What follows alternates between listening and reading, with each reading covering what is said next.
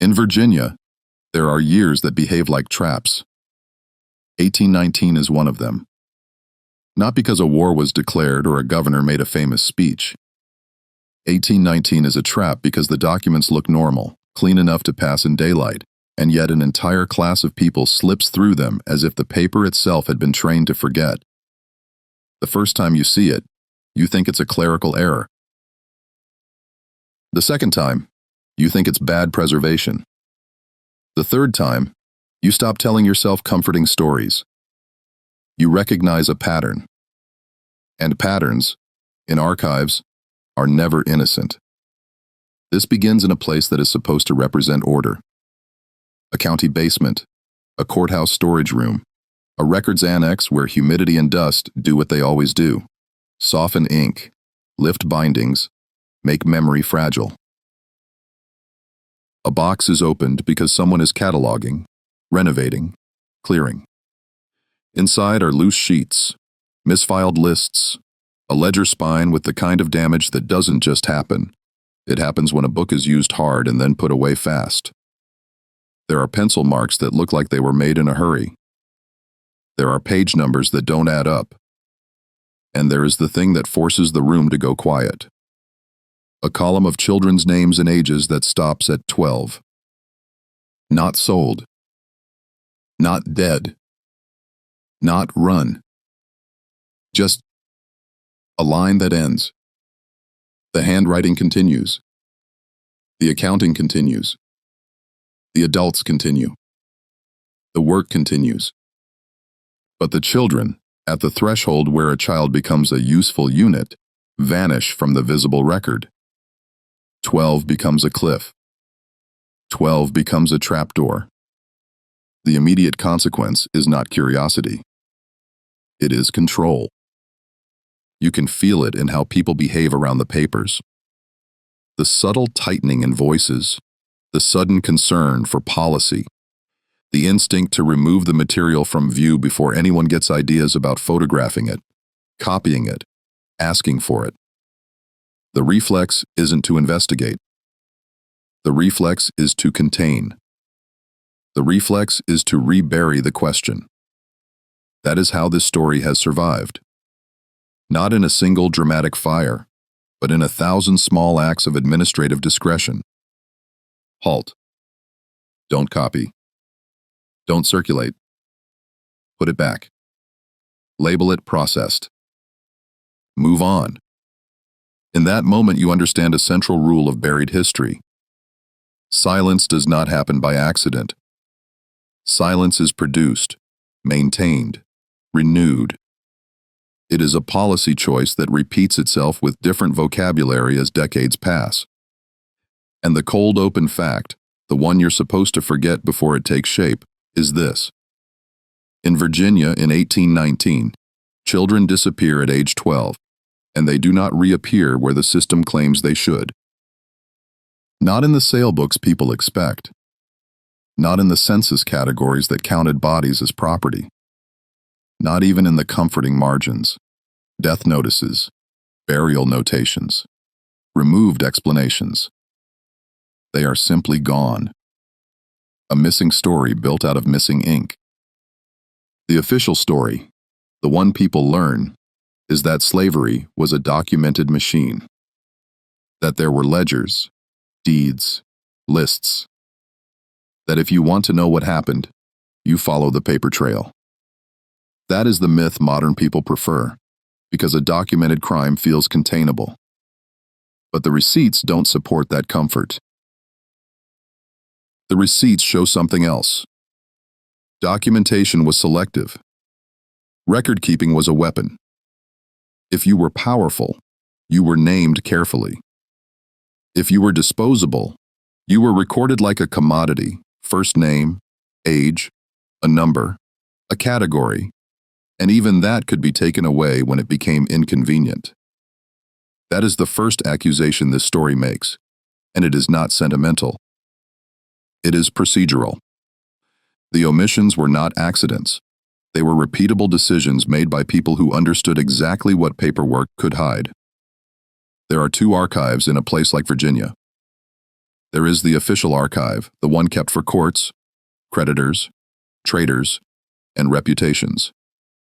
And there is the human archive, the one carried in mouths, in families, in warnings, in whispered names that never make it onto a page.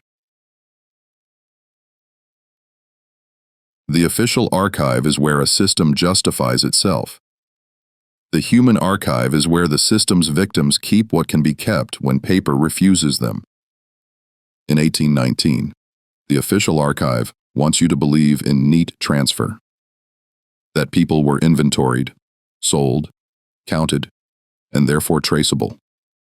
The human archive says something harder, that traceability was denied deliberately, especially at the age when a child could be separated, transported, and absorbed into a market without raising local alarms. 12 is not a romantic number. It is a practical one. At 12, the body is small enough to control and old enough to profit from. At 12, the language changes. Child begins to disappear and boy, girl, hands, stock, likely, fit begins to appear. It is the moment the system has the most incentive to move you and the least incentive to name you. And here is where the case turns. People assume that if a child was sold, there must be a local sale record. But a domestic trade does not require that every transfer be visible to local eyes in the way modern viewers imagine.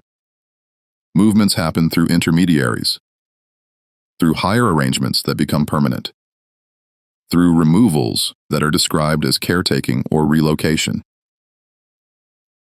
through estate settlements where a child is listed once and then reallocated off-book, through transport corridors that blur identity and break continuity, through the simple cruelty of a pen that stops writing your name because it doesn't need to anymore.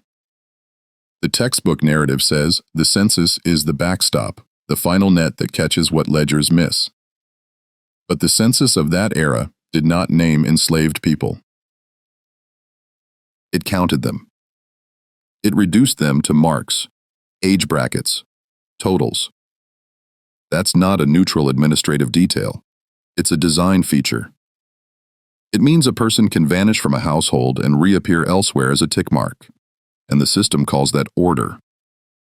It means a child can be stripped of individuality on paper and then moved in plain sight of bureaucracy. If your name isn't required, your disappearance doesn't register as a disappearance.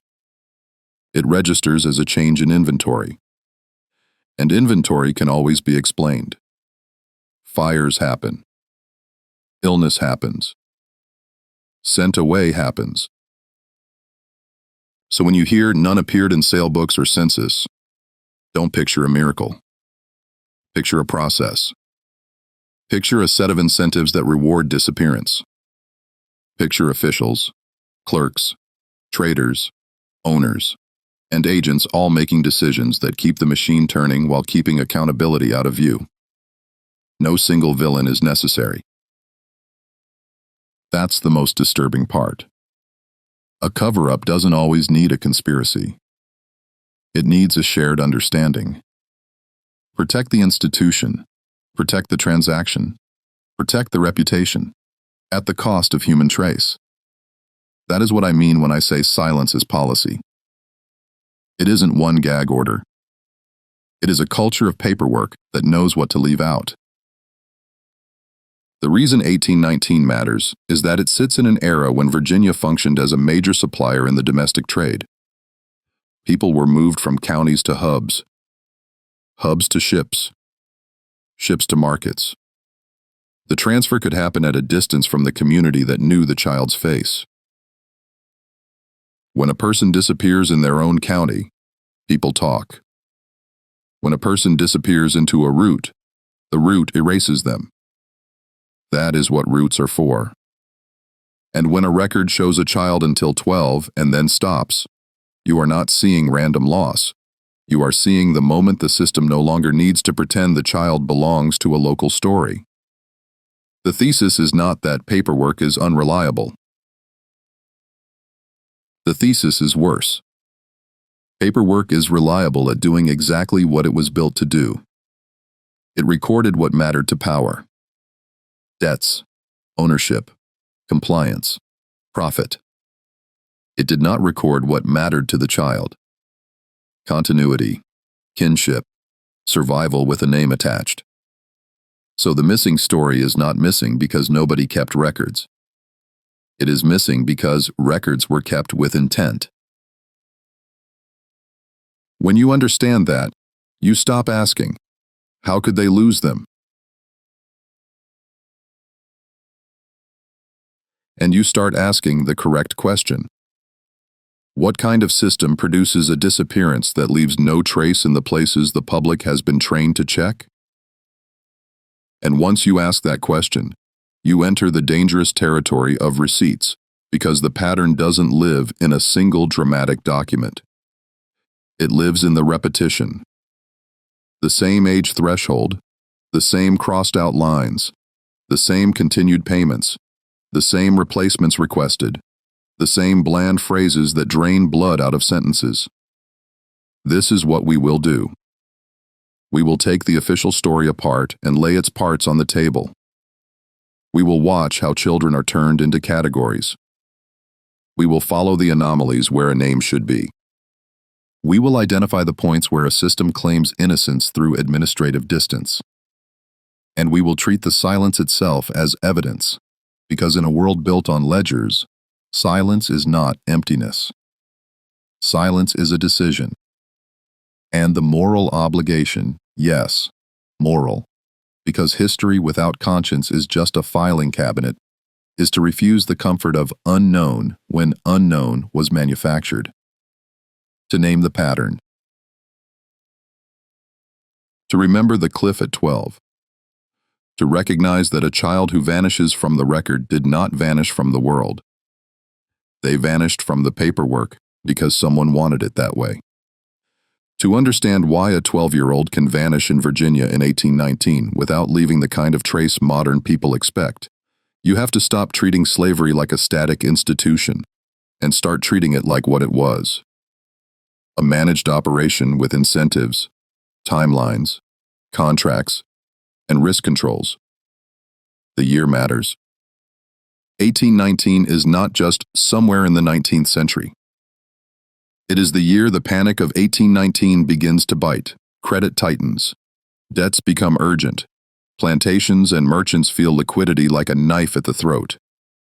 When a system is under financial stress, it doesn't become gentler. It becomes more efficient. And efficiency in a human trafficking economy means one thing: move value quickly while minimizing paperwork that could be used against you later. That is the project. Not a single construction project, not a single building, an institutional project. Convert bodies into solvency, convert children into future yield, convert names into numbers, and convert accountability into fog. This is where the elegant solution appears, and it is always dressed in practical language. No one writes, "We will erase children." They write, "We will meet the timeline." They write, "We will comply." They write, "We will avoid disturbance." They write, "We will reduce loss." What is being reduced is not suffering, it is exposure. In 1819, Virginia sits in a machinery that has already learned how to move people out of sight. After 1808, when the transatlantic trade is legally barred in the United States, the domestic trade expands and professionalizes.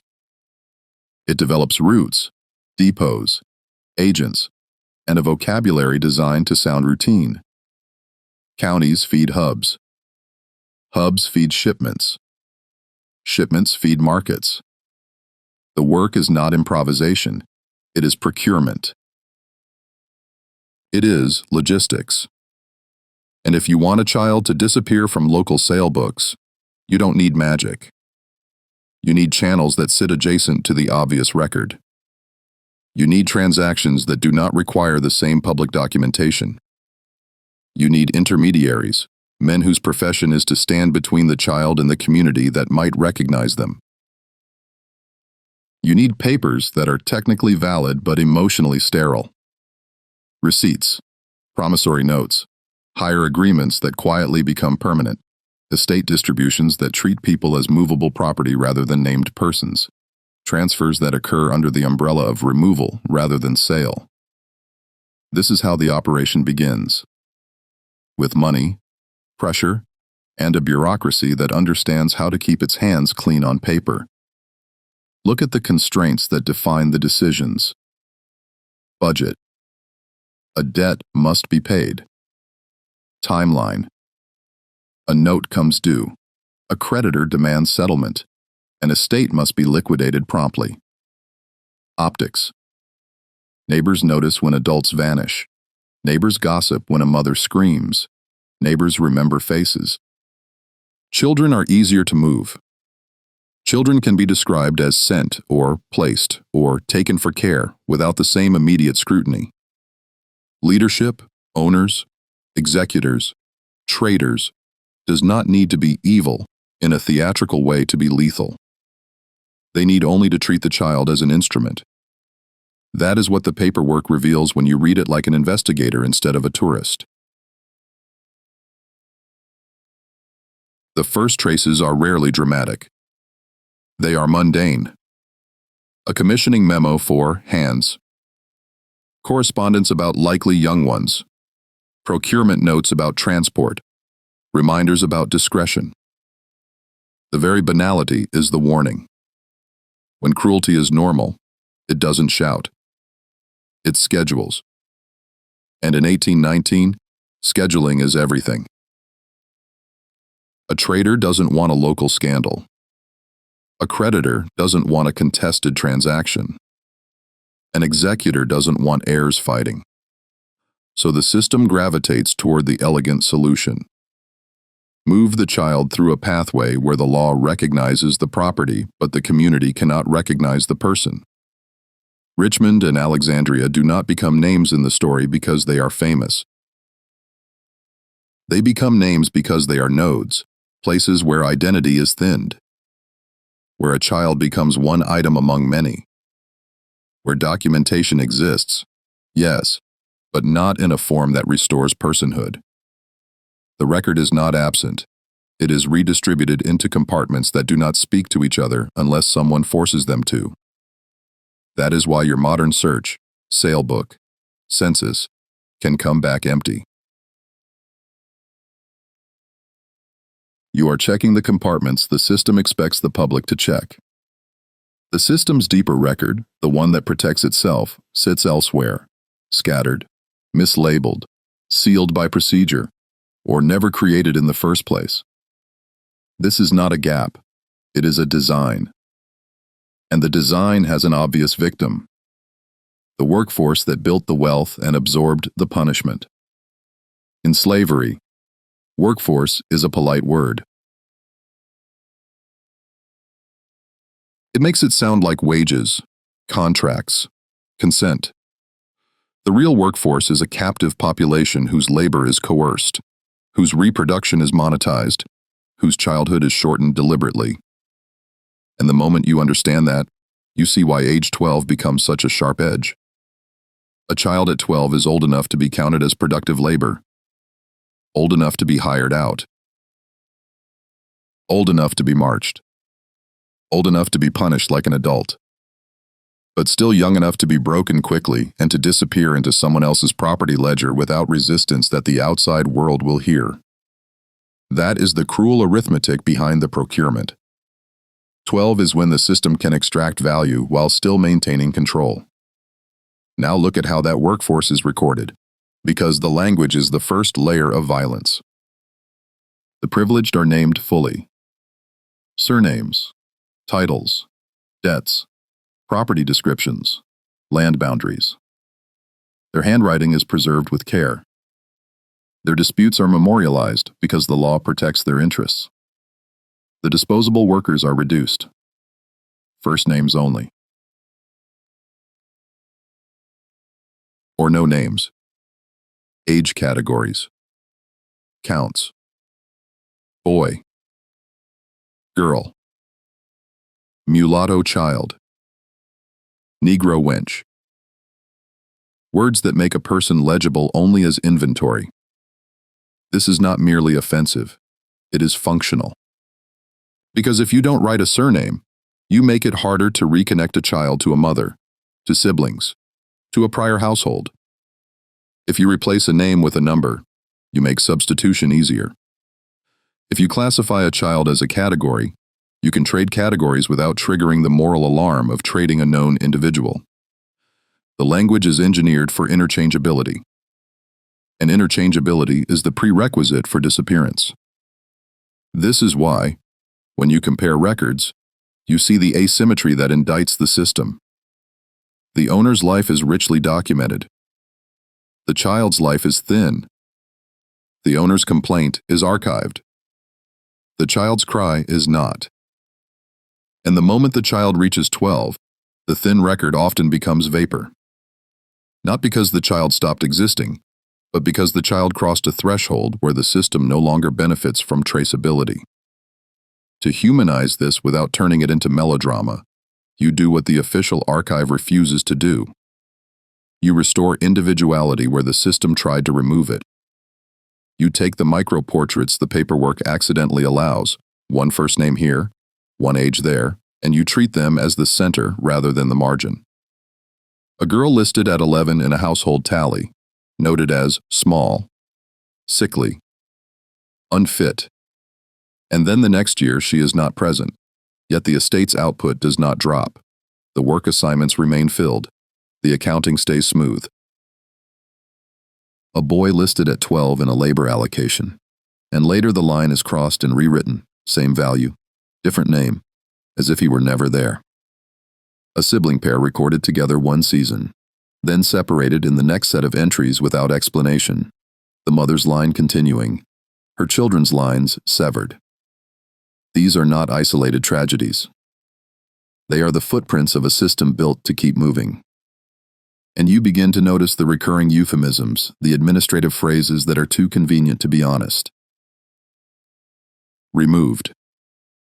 Sent. Placed. Taken. Disposed. Transferred. Out. Words that avoid stating the obvious because stating it would create accountability. And when the record becomes too revealing, something else appears. The gap. The missing page. The torn corner. The ledger number that skips. The lost annex. It is tempting to treat these as accidents of time. But when the accidents cluster around the same kind of person, children, especially at 12, time stops being a believable excuse. The record-keeping system was meticulous where wealth demanded it, and careless where humanity would have demanded it. That is the accusation, and it is grounded in pattern, not emotion. In an investigative sense, this is where the case strengthens. You stop chasing a single smoking gun and start assembling a grid of repeatable indicators. The operation begins with incentives and procurement, convert bodies into cash under pressure, and it continues through workforce management, reduce people to categories, then remove the categories when convenient. The official archive wants you to think the violence was physical only. Whips, chains, auctions. But the deeper violence is administrative. It is the violence of turning a child into an entry, then turning the entry into silence, then insisting the silence proves innocence. And that is where a responsible narrator cannot be neutral. Because neutrality here is just another form of forgetting. If the system used paperwork to erase, then our duty is to read the paperwork as a crime scene. To treat every crossed-out line as intent until proven otherwise. To treat every missing page as a question someone did not want asked. To treat the age 12 cliff not as a coincidence but as a warning. The moment society decided a child's identity was less important than a creditor's satisfaction. If we refuse to name that, We become collaborators of the archive that was built to lie by omission. The records are careful about the things that protect profit, and careless about the things that protect life.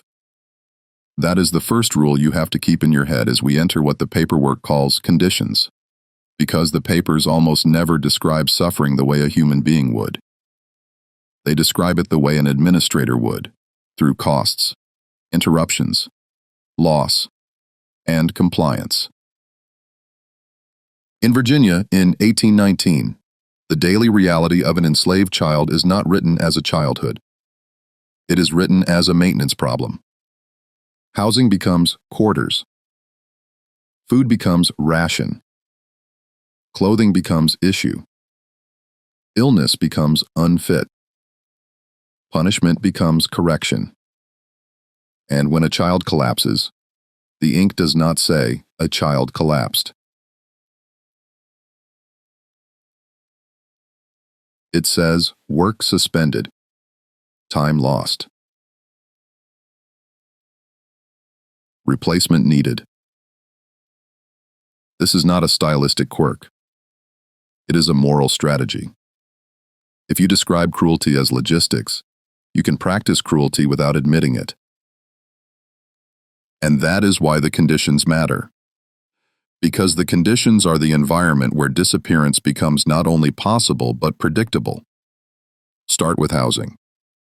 The official language makes it sound stable: rows of cabins, assigned spaces, an orderly arrangement. But order can be a cage.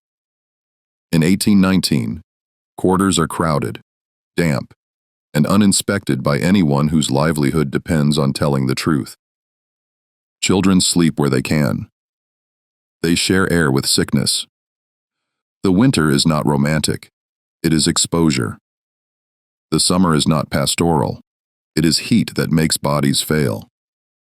Food is measured to keep a workforce barely functional, not to keep a child healthy. Tools are issued until they break. Shoes are given when necessary, withheld when not.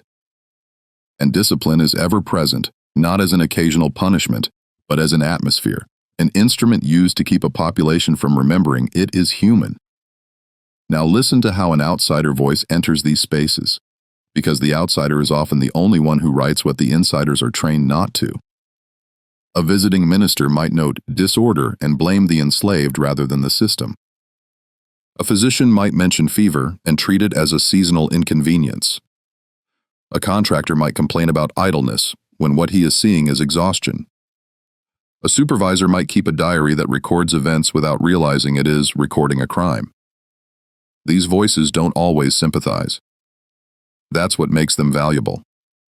When even a hostile witness accidentally admits that sickness is common, injuries routine, confinement normal, you are not dealing with rumor, you are dealing with the system confessing through someone who thinks confession is just reporting.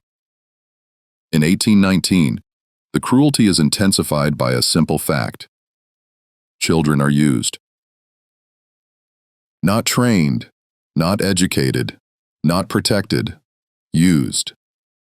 A child becomes a water carrier, a field hand, a domestic runner, a body assigned to tasks that destroy joints and skin and lungs long before adulthood. And when a child can't keep up, the record doesn't ask how to heal them. It asks how to replace them. That replacement logic is the bridge between conditions and vanishings. Because once you accept that a person is interchangeable, you have already accepted disappearance. You may not say it out loud, but the paperwork reveals the truth. If one unit fails, procure another. If sickness spreads, isolate what threatens productivity. If someone becomes trouble, remove them. This is where the first major incident appears, not as an extraordinary horror, but as the predictable result of predictable conditions. You can choose the incident, and the year allows it to be plausible. An outbreak that runs through cramped quarters, a collapse at a worksite, a fire, a contamination in water, a storm that destroys shelter and forces the vulnerable into makeshift confinement. The incident doesn't need to be cinematic. It needs to be administrative, because administration is how the system hides harm. The paper response to an incident is always the same shape. Minimize, reframe, continue. A fever becomes seasonal. A death becomes loss. A cluster of deaths becomes unfortunate. A violent punishment becomes necessary correction.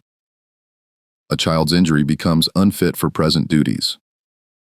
And then, without fanfare, the question becomes, where do the unfit go? The record will not write, they were disposed of. It will write, sent away for care. It will write, removed. It will write, out. A child who is sick is a liability. A child who is injured is a liability. A child who talks back is a liability. The system does not solve liabilities with compassion. It solves them with silence. This is where you start watching the paperwork the way you'd watch a suspect's hands. You look for what it avoids. You look for the euphemisms. You look for the moment a name stops being a person and becomes a problem to be managed. And in 1819, you see the management move in small, repeatable strokes. The ration list continues, but the child's portion is crossed out. The clothing issue continues, but the child's name is absent. The work assignment continues, but the child is no longer assigned. There is no closure, because closure would require an admission. The only thing that closes cleanly is the accounting. That is the sickness in the record. The money stays coherent while the human being becomes incoherent. Now we enter the first vanishings, and I want you to notice how unromantic they are. There is no dramatic announcement. There is an anomaly, a substitution in the ledger, a line that changes, a payment that continues when the person does not return. In a system built on documentation, these are not trivial. They are fingerprints. The most common anomaly is simple. Names replaced. A child appears in a list with an age, 11, 12, and then the next list shows the same count of children. But the specific entry is different. It is as if the child's existence was a placeholder filled by whoever is now in the slot. Another anomaly. Lines crossed out.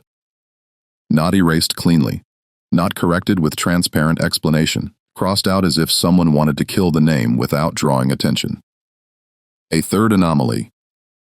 Ongoing payments. Higher fees, allowances, valuations, whatever form it takes. The financial rhythm persists, suggesting that the labor arrangement continues even though the original child does not reappear. This is where the sent away for care phrase becomes dangerous. Because care implies return. Care implies follow-up. Care implies a location. But in these records, sent away for care often has no second sentence, no receipt, no discharge note, no re-entry into the work list. A child is sent, and then the paper forgets them. That isn't care. That's disposal with polite vocabulary. Build the examples like a case file. Example 1. A child listed at age 11 in late 1818 or early 1819, marked able. Then in mid-1819 there is a note, brief, almost annoyed, out, or removed. And the next season the household count remains stable. If the child was dead, the record could say so. Death is a recognized administrative event. If the child was sold locally, there would often be a trace in the obvious channels. But here, there is neither. Only absence. Example 2.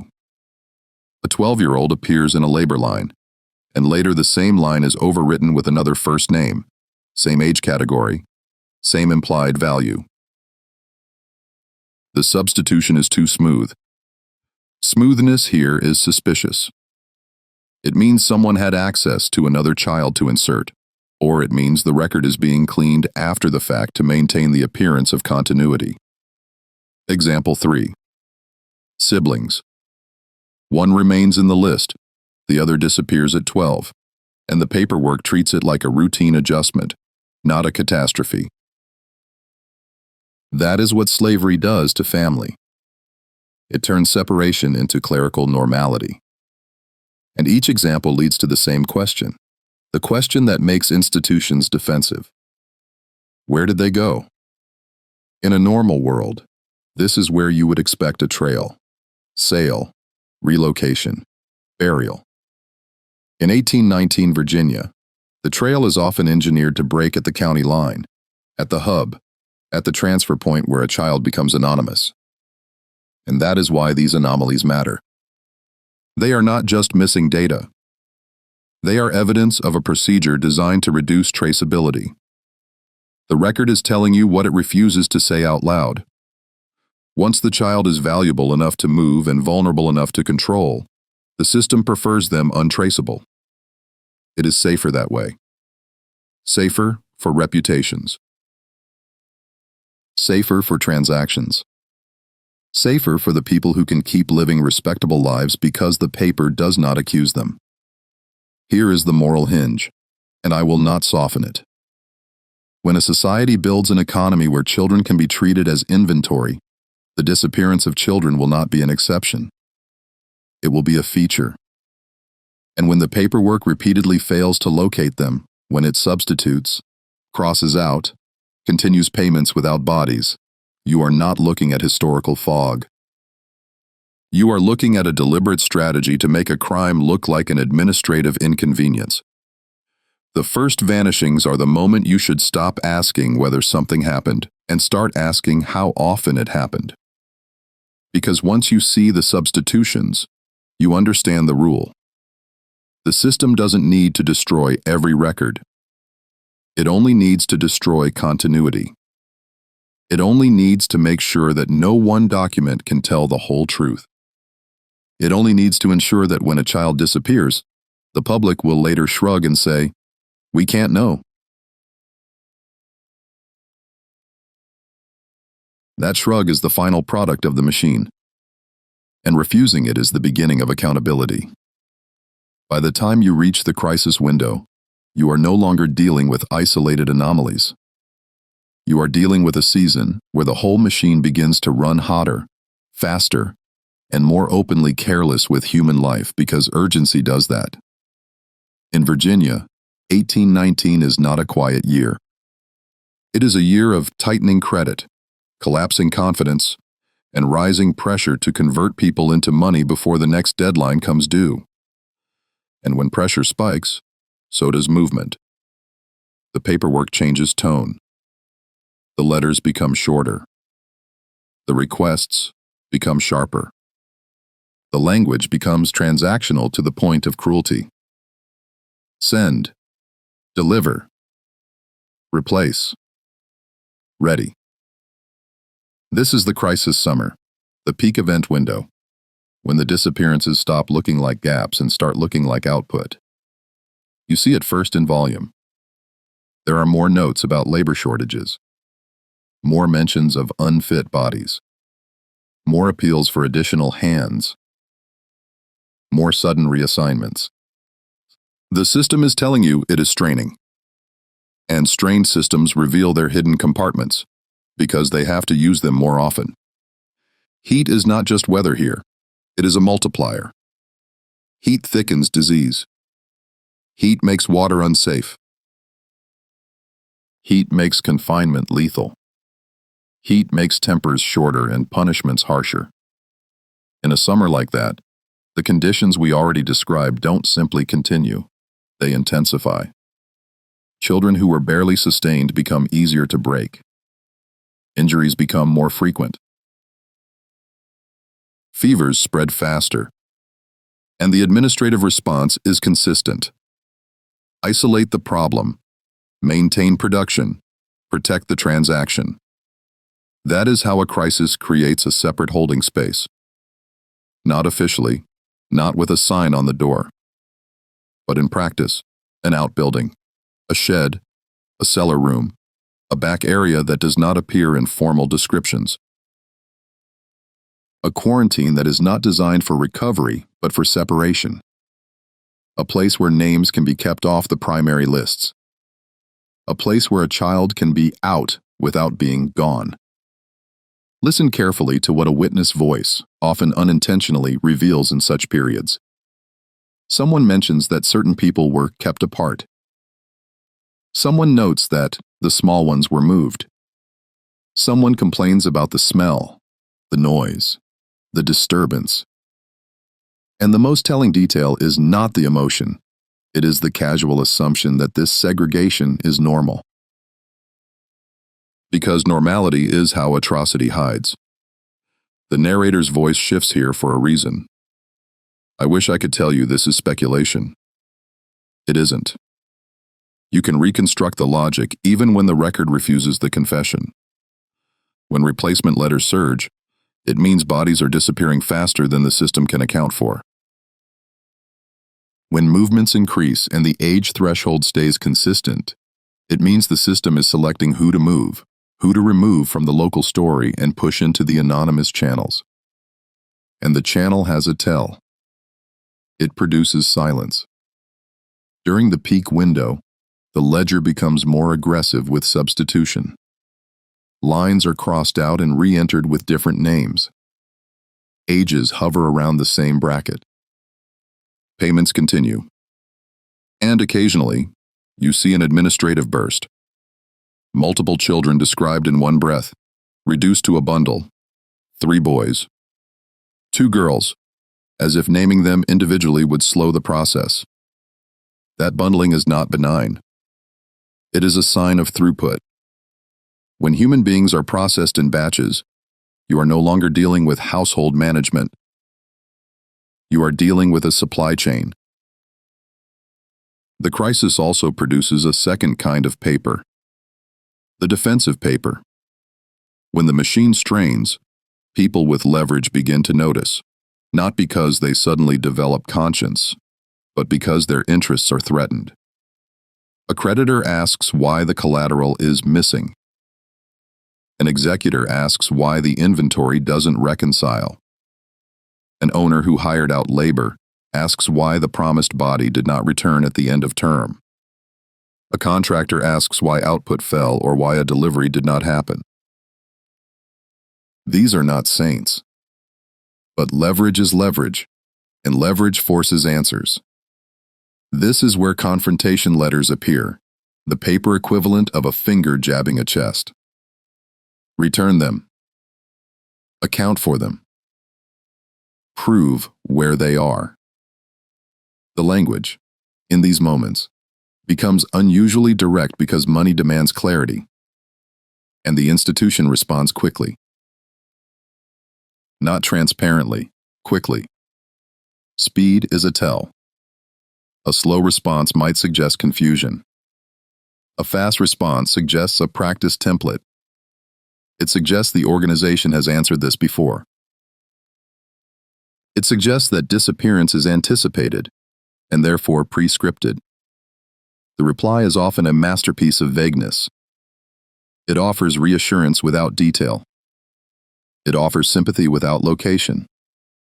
It uses phrases like unavoidable, removed, sent, taken ill, disposed of in the customary manner. And when pressed, it may concede a death or a loss without explaining how, where, or whether the family was informed. The admission is calibrated. Just enough to neutralize the complaint, not enough to expose the mechanism. Here is what matters. Admission only occurs under pressure. In the ordinary record, the machine prefers silence. But when an owner, a financier, a contractor, or an insurer demands an accounting, the machine speaks, briefly, defensively, and with procedural language designed to end the conversation. That is the shape of institutional guilt in paperwork. Not a dramatic confession, but an unwilling acknowledgement buried in routine correspondence. And because this is 1819, the people demanding answers are not asking, "Is the child safe?" They are asking, "Where is my property?" That is the moral rot at the center. A child's disappearance becomes a contractual dispute. And even then, even when the question is asked in the language of ownership, the institution struggles to produce a clear trail, because the clear trail would reveal the thing it is trying to hide. That children are being moved, warehoused, and redistributed in ways that cannot survive scrutiny if described plainly. During the crisis window, you can almost see the institution deciding, in real time, which truth is more dangerous. The truth that children are dying, or the truth that children are being trafficked through channels that bypass local documentation. Either way, the solution is the same. Speak minimally, record selectively, keep the main ledgers clean. It is not an accident that the most sensitive movements tend to leave the faintest traces. That faintness is the purpose. Now consider the social geometry of the crisis summer. When adults disappear, communities notice and resist. Adults have networks, reputations, histories that neighbors recognize. Children, especially those reduced to first names, can be stripped of context more easily. They can be taken from a mother under the cover of placement. They can be moved under the cover of care. They can be delivered as boys and girls in a batch.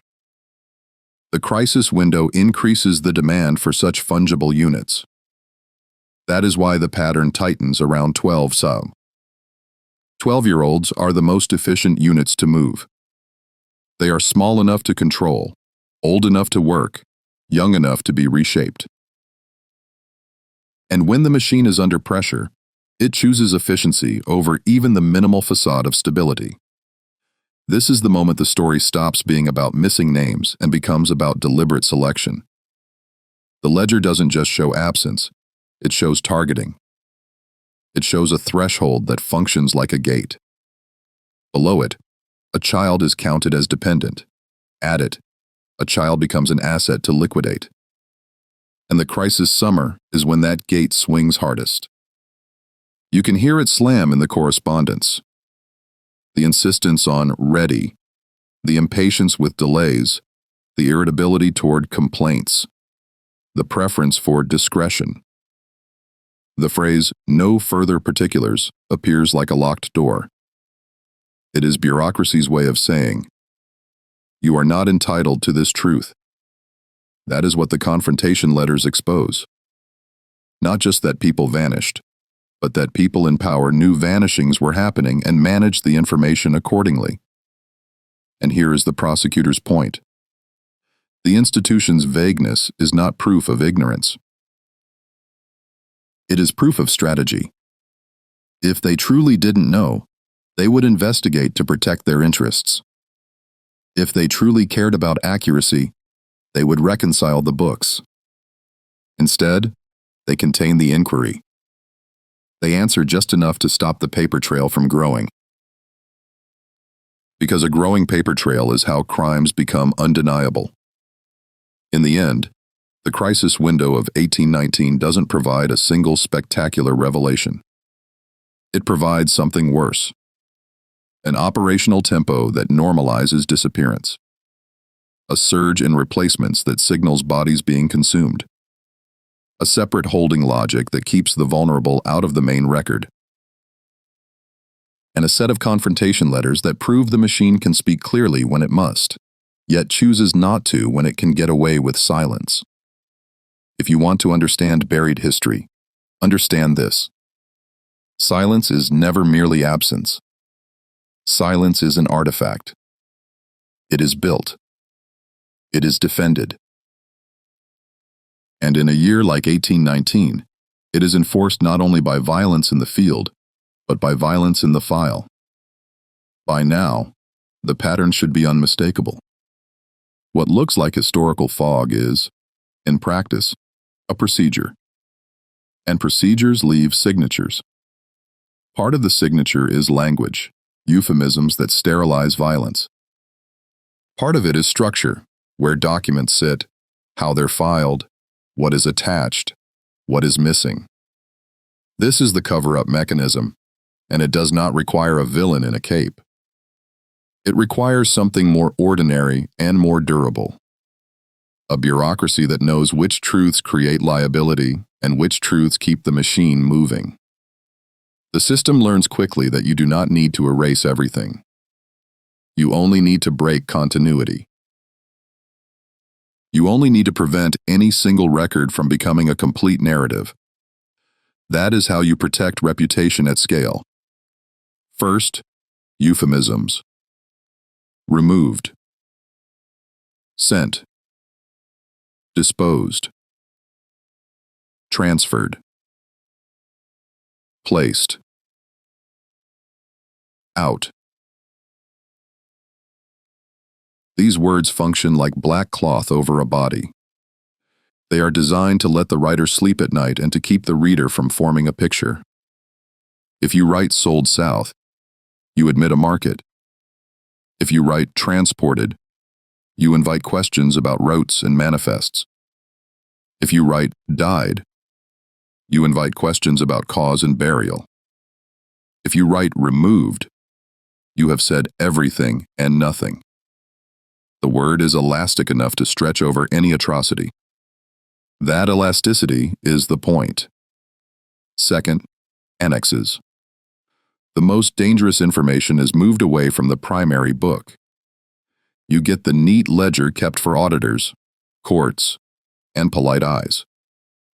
Then you get the side notes, the scraps, the attachments that are not bound in, lists, slips, informal tallies, instructions. These are the papers that go missing first, because they are never treated as permanent. They can be misfiled without anyone panicking. They can be lost without anyone being accused. And when something is too explicit, pages go missing in a way that feels strangely selective. The binding remains. The numbering skips. The tear is clean. The damage is at the exact place the story would have become coherent. Third, classification. When a record is dangerous, it becomes restricted. When restriction is not formally available, the equivalent is informal. Not for circulation. Do not copy. For internal use. Retain in office. A paper doesn't need a government stamp to become classified. It only needs a gatekeeper who understands that access is power. Fourth, burial and handling procedures, literal and administrative. If bodies exist, the system treats them as sanitation problems, not as human beings requiring acknowledgement. If remains are discovered, the instinct is to contain, to avoid disturbance, to treat the site as sensitive in a way that protects the institution rather than the dead. This is not speculation. This is what institutional reflex looks like across time.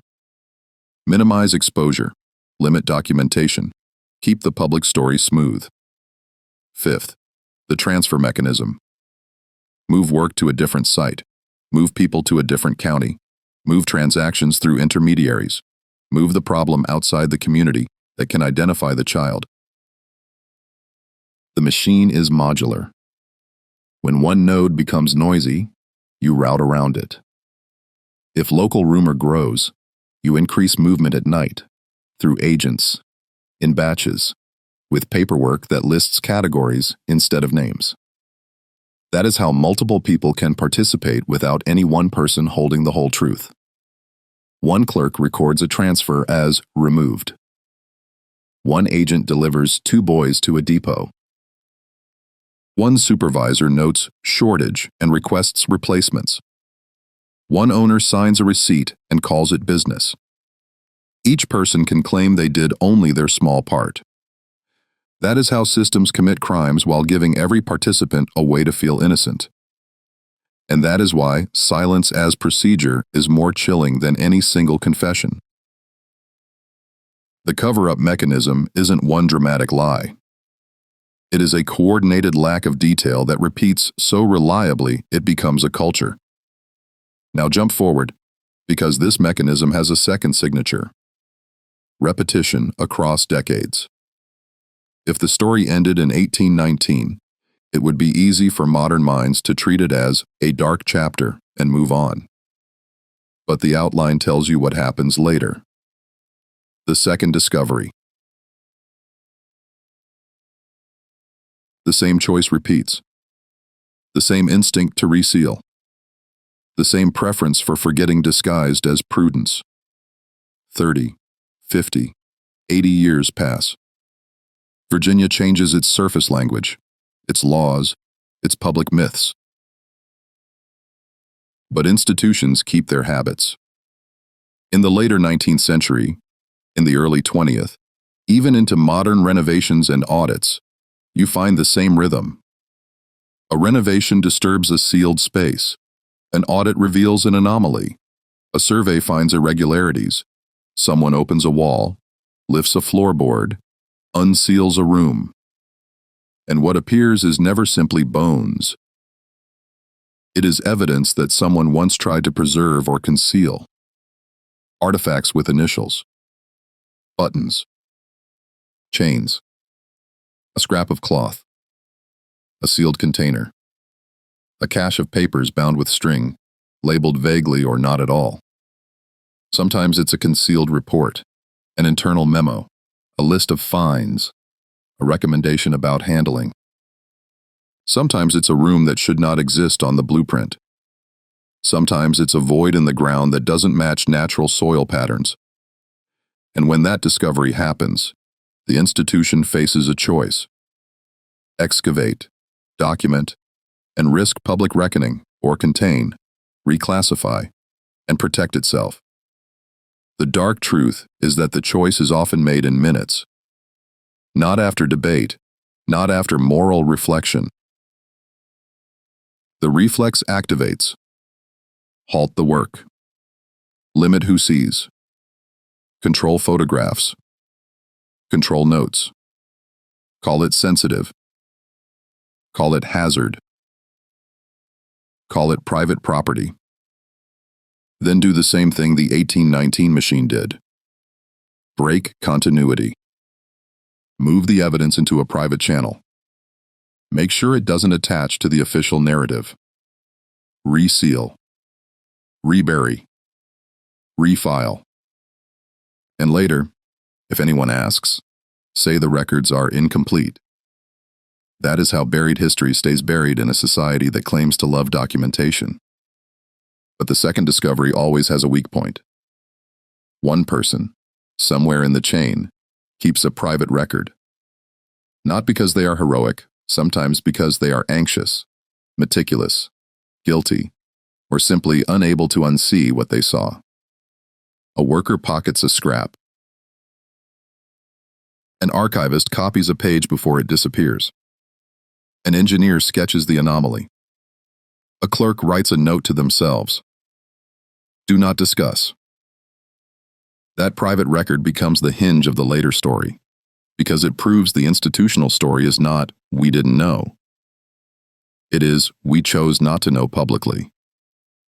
And when you later find that private record, decades after the moment of concealment, it reads like a confession written in the language of fear.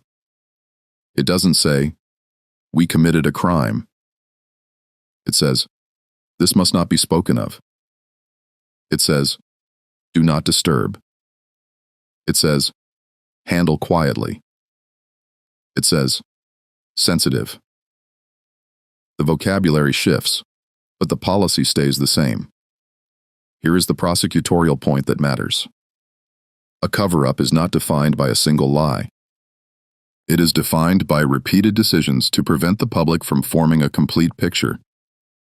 In 1819, children vanish at 12 because the record is engineered to let them. In later decades, evidence is found and buried again because the institution's primary objective has not changed. Protect itself first, Protect property first. Protect reputations first. Even when the people are long dead, the reputation remains alive, and institutions behave as if reputation has more rights than bones. That is not an accident of bureaucracy. That is the moral architecture of the system. And I need you to feel the weight of the repetition, because repetition is how we prove intent. One incident could be misfortune. 2 could be negligence. 3 is a pattern. A pattern across decades is policy. It is a learned behavior passed down like an heirloom. How to contain, how to reclassify, how to speak vaguely, how to make the official archive look complete while the human archive bleeds names. This is why the second discovery matters. It is not just dramatic evidence. It is proof that the machine's logic survives its era. It is proof that even after slavery ends on paper, the habit of erasing the vulnerable does not disappear. It simply finds new euphemisms, new procedures, new recommendations. And if you are tempted to say, "That's just how institutions work," understand what you are saying. You are normalizing the choice to forget. You are accepting that a child can be reduced to a category, removed from the record, and then removed again from memory when evidence resurfaces. That acceptance is how silence becomes tradition. The ethical demand of this story is the opposite. Treat silence as evidence, treat repetition as confession, and refuse the comfort of lost history when the history was actively buried, once in 1819, and again, later, by people who understood exactly what they were doing. The story survives because it becomes portable.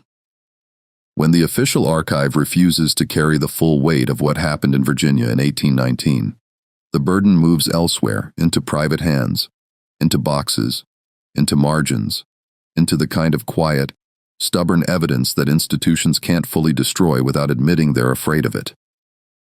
This is where the private archive enters. Diaries, family papers, an unpublished manuscript, a researcher's notes, material that exists precisely because the public record was designed to be incomplete. And the private archive doesn't arrive like a miracle. It arrives like an argument that never ended. Decades after 1819, someone starts doing what the official system never rewarded: connecting fragments. They don't begin with the word crime. They begin with a simple inconsistency. A child present at 11. Gone at 12. No corresponding sale entry. No return record. No follow-up. The kind of disappearance that is too clean to be natural. The researcher, call them a historian if you want the respectable word, collects what the official archive scatters. Courthouse loose papers, estate inventories, hire records, church notes, stray correspondence, and the most dangerous material of all, the human archive, oral histories carried by families who were never allowed to write their own version into the county book. They interview elders. They compare surnames that appear on owner documents with first names that appear on labor documents. They note when children are referenced indirectly: the girl, the small boy, as if avoiding the name could erase the person. They learn to read not just what's written, but what's missing. The skipped page numbers, the torn stubs, the suspiciously neat gaps at the exact point a trail should become traceable. This is slow work. It is also the kind of work that makes powerful people uncomfortable, because it produces a narrative the official archive was engineered to prevent. Continuity. And when the private archive begins to form a coherent story, that is when institutional pushback begins, not always as censorship, but as leverage. Funding is withheld. Access becomes limited. A promised reference letter disappears. A publication opportunity turns conditional. The language is never, "You may not tell the truth." The language is always procedural. That section is unsubstantiated. That could expose families. That creates liability. Remove that chapter and we can proceed. Keep it general. Do not name the site. Do not imply intent. And you should hear the moral cowardice hidden inside those phrases. Because what they are really saying is, we will support you as long as your work does not force us to remember. The institution wants the aesthetic of scholarship without the consequences of accountability. So the researcher is cornered into a choice. Publish a clean version and keep access, or publish the full version and lose the pipeline. Many capitulate publicly. The record shows a respectable monograph, a cautious article, a sanitized narrative with soft language, unclear, complex, difficult to document. The truth isn't denied, it's diluted. But here is the hinge. The pages don't always disappear. They are sometimes saved, photocopied, stashed, labeled with a bland phrase like notes or appendix or draft. The researcher, even if they compromised in print, keeps the sharper material in a box because they can't bring themselves to destroy it. That is what the private archive really is. The truth pushed into a drawer by pressure, preserved by shame, and passed forward not as a public accusation, but as a private refusal to fully comply. And the content of those saved pages tends to have a recognizable shape. It isn't melodrama. It's structure. Lists of names reconstructed from fragments. Tables of ages clustered unnaturally around 12. Cross-references showing how one child's disappearance aligns with a spike in replacements. Notations about where the trail breaks, at a hub, at a transfer point, at the moment an individual becomes a category. The private archive becomes an indictment because it shows what the official archive pretends is impossible. Pattern recognition. And once you can see the pattern, you can't unsee the intention behind it. The tragic irony is that the researcher's private archive often survives longer than the institution's own completeness. It becomes the place where the missing children remain most alive, because it refuses the convenience of unknown. This is the point where the story shifts again, from paper fragments to modern measurement, because institutions eventually learn a new language of silence. Technical caution. In the modern era, well after slavery is officially dead and buried on paper, an institution can no longer say, "We don't keep those records." It can say something more sophisticated. We recommend against excavation. That phrase is the descendant of no further particulars. It sounds responsible. It sounds clinical. It sounds like ethics. But the continuity is what matters. It is still a decision to not disturb, not confirm, not name. And modernity provides tools that make the old excuse, "We can't know," much harder to defend. By the late 20th century and into the 21st, surveys become common. Ground-penetrating radar, structural scans, subsurface imaging, archival audits, digitization inventories that document what exists and, crucially, what is missing. These are the modern receipts, impersonal, numerical, hard to dismiss as rumor. They don't tell you the whole story, but they can tell you something an institution hates. There is something there. Anomalies consistent with voids. Disturbances consistent with pits. Patterns inconsistent with natural soil. A sealed cavity where a cavity should not be. And when those findings appear in a technical report, you can often predict the recommendation before you read it, because the institution has been rehearsing the same instinct since 1819. Contain. The modern report will say the anomalies may be sensitive. It will cite risk. It will cite hazards. It will cite community impact. It will cite insufficient documentation. And then it will recommend, in clean bureaucratic language, that no one dig. Understand what that means. It means we have technology capable of detecting the physical echo of what the paperwork erased, and the institutional reflex is still to protect itself from confirmation. The report becomes a moral document not because of what it finds, but because of what it refuses to do with what it finds. This is where the narrator has to be precise. No responsible investigator claims every anomaly is a grave. No honest narrator pretends a scan is a confession. But a scan paired with a pattern of missing children is not neutral. A scan paired with decades of resealing and reclassification is not neutral. A recommendation against excavation paired with a history of lost pages is not neutral. It is continuity. It is the same decision translated into modern jargon. The institution cannot openly deny the possibility of buried evidence, so it hides behind restraint. And restraint can be ethical when it is paired with transparency, consultation, memorialization, and accountability. But restraint becomes concealment when it is paired with silence, restricted access, and the quiet relief of not having to say names out loud. That is the prosecutorial line here. The modern report does not exist in a vacuum. It sits on top of an older archive that trained itself to forget. When the recommendation is, do not disturb, we have to ask, do not disturb for whom? For descendants who deserve answers, or for institutions that fear what answers would do to their reputations?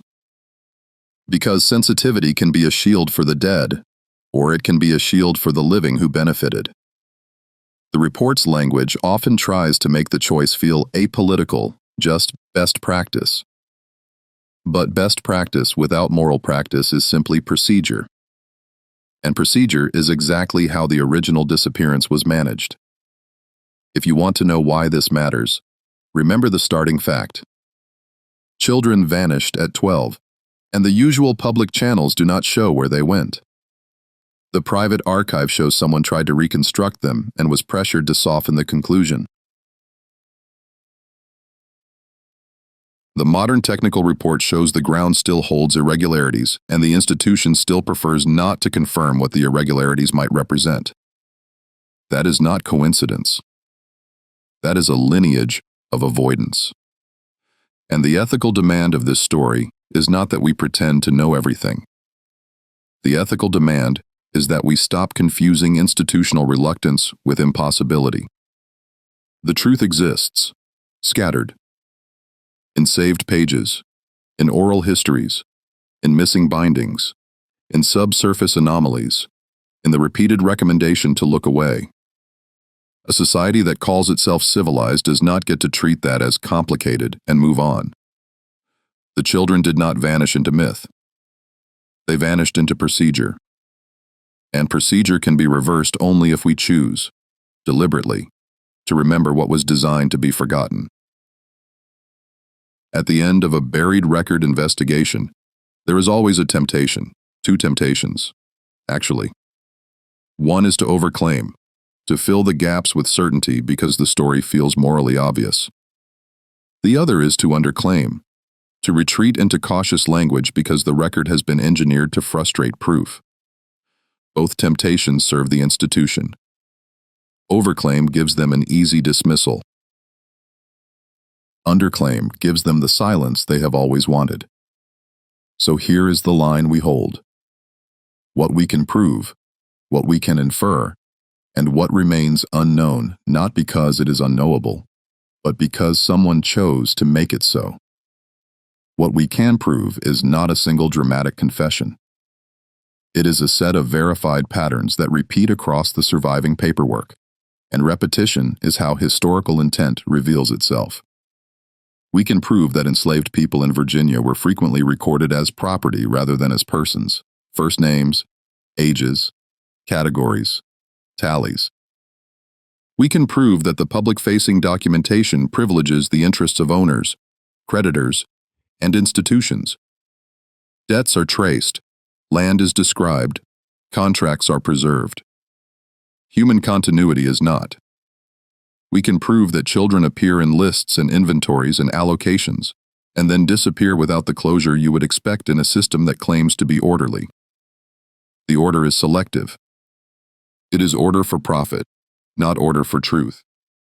We can prove the existence of euphemistic language used to mask harm, removed, sent, out, disposed, transferred. Terms that function as administrative curtains. We can prove missingness that behaves non-randomly. Page gaps, crossed out lines, substitutions, annexes not retained with the main book. In an honest archive, gaps scatter.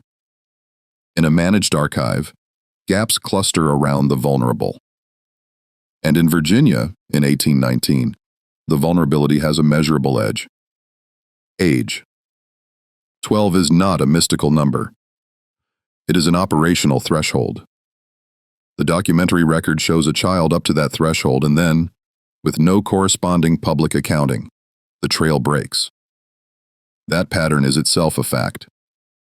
What we can infer, strongly, responsibly, is the mechanism that best explains the pattern when multiple independent indicators converge. A child disappears at 12. There is no local sale record where you would expect it. There is no later reappearance as an identifiable individual. There are signs of substitution and continued accounting that suggest the labor value was preserved while the person was not. There is evidence, in surge periods, of replacements requested and movements intensified. Put those together, and the most plausible inference is not that the children evaporated. It is that they were moved through channels designed to reduce traceability. Intermediaries, transfer points, hubs, batched movements, categories instead of names. A system that treats people as units will always prefer units that do not come with attached stories, attached kinship, attached claims. 12-year-olds are precisely that. Valuable, controllable, and easier to detach from community memory than adults. That is not speculation dressed up as certainty. That is inference supported by how supply chains work, how bureaucracies protect themselves, and how the surviving records behave. We can also infer the purpose of the language. Euphemisms are not just polite words. They are risk management. They are legal insulation. They allow a clerk, an agent, an owner, an official to participate in a disappearance without writing the sentence that would indict them later. Removed is a tool. No further particulars is a tool. Recommend against excavation is a tool. Different centuries, same instrument. Keep the public from assembling a complete narrative. And that brings us to what remains unknown and why. We do not, in many cases, have the precise endpoint of each child's path. We do not always have the name of the trader, the exact route, the specific depot, the final household, the final fate. Not because the system lacked paperwork, but because the system distributed paperwork across compartments and then selectively destroyed or restricted the compartments that could reconnect identity. Missing pages are not just losses. They are missing opportunities for accountability. Annexes are not just side notes. They are places where truth can be hidden in plain sight until it is lost. The unknowns remain unknown because someone made sure they would. That is the distinction that matters ethically. The archive did not fail. The archive performed. It performed exactly as designed, to protect institutional reputation at human cost. That is the moral truth of this case, and it is not abstract. It is specific. It is about Virginia, and it is about 1819, and it is about children at 12 years old being treated as a logistical problem rather than as lives. Now return to the beginning. The discovery that triggered the shutdown, the reflex to contain, the instruction not to photograph, not to copy, not to talk. The cold open was not just a hook. It was a demonstration of continuity. The same decision that protected the system in 1819 protects it now. Do not let the public build a chain from paper to ground to name. Because once a chain exists, the story stops being history. It becomes responsibility. It becomes reparative. It becomes legal. It becomes shame. And institutions hate shame more than they hate death. That is why the burial repeats. That is why the resealing repeats. That is why the language evolves, but the outcome stays the same. A society that wants to call itself moral must refuse that continuity. It must choose, deliberately, to disturb silence. That does not mean inventing what we cannot prove. It means naming what the record is doing. It means separating unknown from unknowable. It means treating missingness as data. It means acknowledging that when a child's name ends at 12, the end of ink is not the end of the child, it is the beginning of someone else's convenience. And that brings us to the names that refuse to disappear. Even when surnames are missing, even when the census reduces people to ticks, even when sale books remain clean, the human archive keeps fragments alive. A first name repeated in oral history. A pair of initials scratched into wood. A remembered sibling who was taken. A list reconstructed from scattered mentions, partial, imperfect, but still an act of defiance against the intended silence. This is where the story must end, not with closure the institution never deserved to control, but with a refusal to forget. The moral sermon here is not sentimental. It is disciplinary. If you benefit from a system that erased people, you have an obligation to resist the comfort that erasure offers you. You do not get to hide behind the phrase, "records are incomplete," when incompleteness was manufactured. You do not get to treat children as footnotes because the ledger treated them that way. You do not get to call it mystery when it was procedure. So here is the closing symbol. A reconstructed list, however fragmentary, because fragments are what survive when truth is scattered on purpose. Not a monument carved by the institution, but a map made by those who refuse the institution's silence. Names, ages, hints of kinship. And above that list, a simple sentence that the paperwork tried to prevent. They were here. They were 12.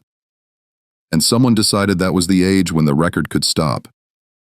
If you are listening, do not let it stop there. Say where you're listening from. Say the names out loud if you have them. Share your theories, yes, but do it in the language the archive hates most. The language of continuity. Because when a system's greatest weapon is silence, the simplest act of resistance is to remember on purpose.